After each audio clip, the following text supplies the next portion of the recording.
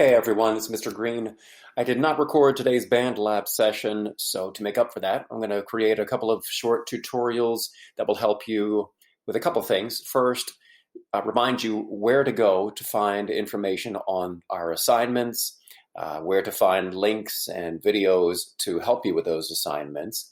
And the second video will be specifically about Band Lab, how to get into the assignment, how to join my class on Band Lab, and how to begin using the program and making music. So I'm going to start with a review of where to find the information on our classes, on my classes, and the related information. Kate Bond Middle School website, you'll see below the web address, but I think most of you already know how to get there, and you've been using it to get to your classes.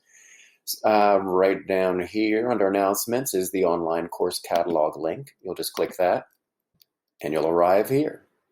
These Zoom classes are the live ones that you've been joining. It was what we used today for the Band Lab class. So these will be updated regularly. In fact, we'll probably start updating these on a daily basis. So I recommend that you stop by here daily, once or twice a day, and just see what new information has been added, what new classes will be coming up.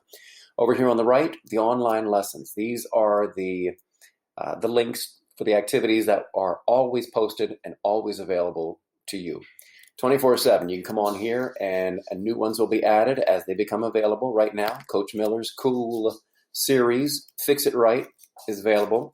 And there are a couple of videos here already. He'll be adding new ones. Hey, Mrs. Green. Who's that? Yeah, I'm filming a video. That's all right. And down here, the music and media class. Here are the links to my digital learning portal. Here's a tutorial. No, this is the video from Tuesday. This is our class about the drawing to music and the synesthesia that we learned about. Flipgrid tutorial you can access here, and my email address if you have any questions, any suggestions, you can contact me there. And that will do it for this first video. I want to keep them short.